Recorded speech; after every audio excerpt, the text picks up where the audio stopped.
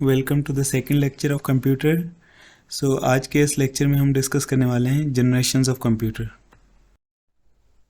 So first of all in this lecture we will see what are the generations of computer and then we will see कि first generation computer किस तरह के होते थे, उनकी क्या प्रॉपर्टीज़ थी, उनकी जो करेक्टरिस्टिक्स हैं वो डिस्कस करेंगे। Then second generation, third generation, fourth generation and finally fifth generation computers. Okay, so before starting the topic, first of all we will see what are generations of computer. अच्छा, generation word जो है basically Urdu में हम इसे नस्ल भी कहते हैं। तो जनरेशन्स का मकसद है कि कोई चीज़ over the time to time उसके अंदर चेंज आए, उसकी स्टेजेस तब्दील हों, तो उसको हम जनरेशन कहते हैं। जैसे आप ह्यूमन की एग्जांपल ले लें तो इंसान जो पहले के इंसान हुआ करते थे वो आजकल के इंसानों से काफ़ी मुख्तलिफ थे, लेकिन टाइम टू टाइम इंसानों के अंदर चेंज आया और इंसान आज की शक्ल में आ गए। तो कंप्यूटर्स के साथ भी यही है कि कंप्यूटर्स जो उनकी फर्स्ट जनरेशन थी, पहली नस्ल थी, वो उस तरह के कंप्यूटर नहीं थे जो आजकल हमारे पास हैं। पहली जनरेशन यानी फर्स्ट जनरेशन वाले कंप्यूटर काफ़ी शेप में भी बड़े हुआ करते थे, साइज़ में बड़े हुआ करते थे, और उनके वो करेक्टरिस्टिक नहीं थे जो आजकल के कंप्यूटर के हैं। So first generation of computer started in 1940s to 1956।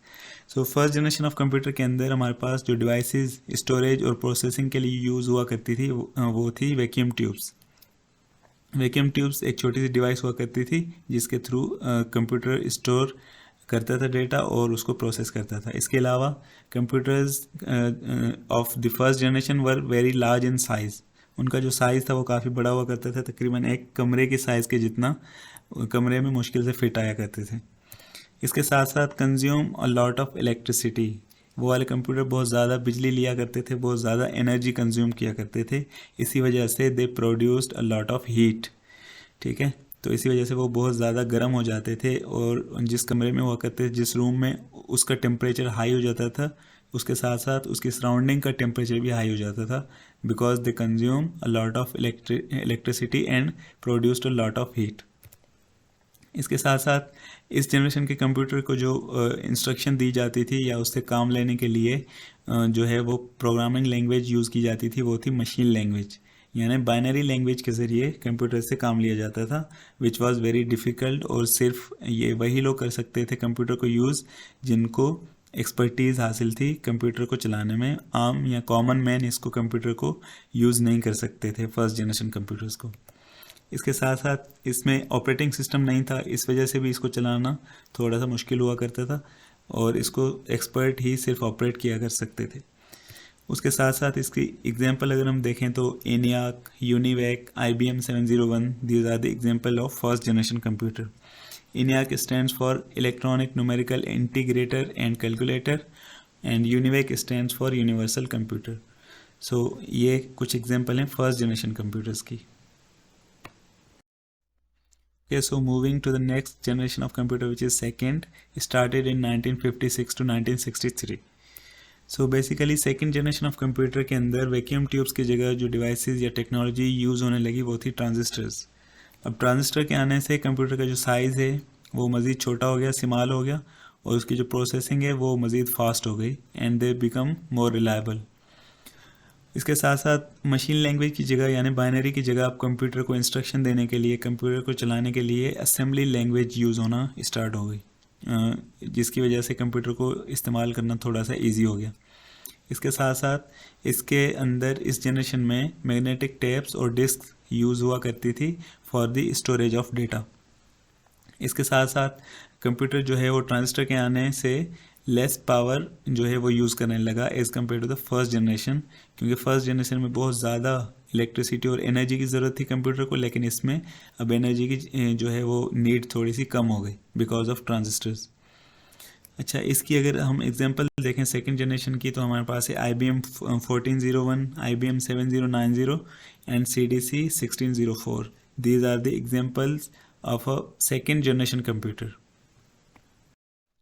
The third generation of computer was started in 1964 to 1971. इस जनरेशन में ICs ने रिप्लेस कर दिया था ट्रांजिस्टर्स को, यानी अब transistor were no more used, third generation के अंदर अब आईसीज आ गई थी। आईसीज एक छोटी सी चिप हुआ करती थी जिसमें हज़ारों और लाखों यानी मिलियंस ऑफ ट्रांजिस्टर्स लगे होते थे जो कि प्रोसेसिंग और इलेक्ट्रिक करंट को पास आउट करने के लिए यूज़ हुआ करते थे। इसके अलावा अब क्योंकि आईसी मज़ीद छोटी थी और ट्रांजिस्टर को मज़ीद छोटा करके एक ही आईसी पे इंस्टॉल किया गया, तो the size of computer become even more smaller and computer also become more efficient. इसके साथ साथ जैसे जैसे कंप्यूटर की साइज़ छोटी होती गई, उसमें टेक्नोलॉजी की एडवांसमेंट आती गई, तो उसकी कॉस्ट जो है वो कम होती गई।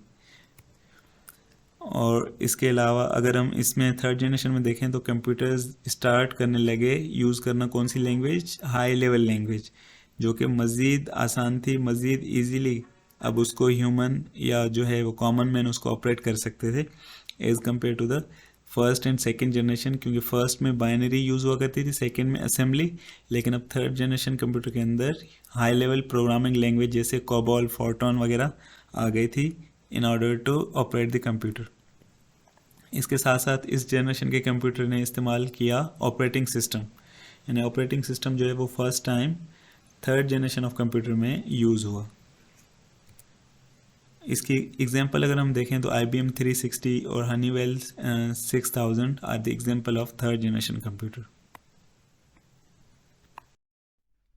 Moving to the fourth generation of computer जो कि 1971 से लेकर आज तक की है। इसके अंदर क्या हुआ कि आईसी को रिप्लेस कर दिया माइक्रो प्रोसेसर ने, यानी आजकल के जो कंप्यूटर्स हैं 1971 से लेकर आज तक के, उनमें आईसीज की जगह अब एक छोटी सी चिप लगी होती है जिसको हम माइक्रो प्रोसेसर का नाम देते हैं, और उस पर हज़ारों मिलियंस ऑफ आईसीज और ट्रांजिस्टर लगे होते हैं जो कि प्रोसेसिंग के लिए यूज़ होते हैं। तो माइक्रो प्रोसेसर के आने से कंप्यूटर का जो साइज़ है वो बहुत ही छोटा हो गया, वेरी स्मॉल इन साइज़। जैसे आपके जो है वो डेस्कटॉप पीसीज हो गए, personal computers are the example of fourth generation computers. तो इनका साइज़ बहुत ही छोटा हो गया, और इस तरह साइज़ छोटा होने के साथ साथ कंप्यूटर की जो एफिशिएंसी है वो मज़ीद बढ़ती गई, कंप्यूटर मज़ीद फास्ट होते गए और पावरफुल होते गए।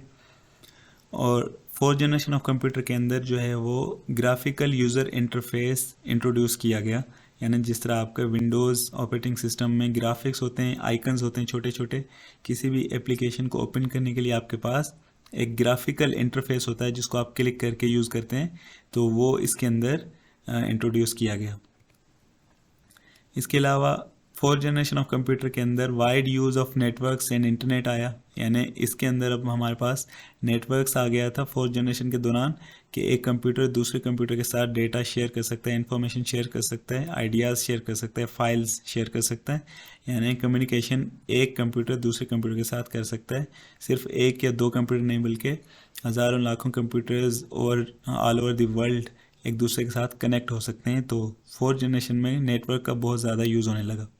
इसकी अगर हम एग्जांपल देखें तो इंटेल 4004, एप्पल मैकिन्टोश या IBM PC are the example of fourth generation computer. So finally there is the fifth generation of computers जो कि प्रेजेंट और बियॉन्ड द प्रेजेंट, यानी आजकल और आज से आगे आने वाले फ्यूचर के अंदर जितने भी कंप्यूटर्स हैं उनको कवर करती है। फॉर एग्जांपल आर्टिफिशियल इंटेलिजेंस के ऊपर जितने भी कंप्यूटर बेस करते हैं, these are the fifth generation computer, जो कि आपके वॉइस को रिकग्नाइज करते हैं, आपके नेचुरल लैंग्वेजेस यानी इंग्लिश, उर्दू, सिंधी को इंटरप्रेट करते हैं, उसको समझ के आपको क्वेश्चन के आंसर देते हैं। इसके अलावा रोबोटिक्स जो कि अपने इन्वायरमेंट को अंडरस्टैंड करते हैं, इन्वायरमेंट के हिसाब से डिसीजन लेते हैं, इंसानों की तरह मूवमेंट करते हैं, इंसानों की तरह बात करते हैं। These all are the example of fifth generation computers. इसके अलावा क्वांटम कंप्यूटिंग पे काम हो रहा है फिफ्थ जनरेशन में, यानी कंप्यूटिंग जो है वो बहुत ज़्यादा फास्ट हो जाएगी with the introduction of quantum computing. इसके अलावा फोकस ऑन पैरेलल प्रोसेसिंग, यानी एक ही वक्त में कंप्यूटर से बहुत सारे काम लेना, इस पे काम हो रहा है। That is also part of fifth generation computers. इसकी अगर हम एग्जांपल लें तो सुपर कंप्यूटर्स जितने भी हैं जो कि वेदर फोरकास्टिंग या फिर वार्स के अंदर जो है वो यूज़ होते हैं। इसके अलावा AI डिवाइसेस जैसे सिरी, एलेक्सा वगैरह हो गई। These are all the example of fifth generation computers. So this brings an end to our second lecture, Generation of Computers. Now we'll quickly go through a few questions that are usually asked in the test regarding this topic. Like which technology was used in first generation computer, that was vacuum tubes.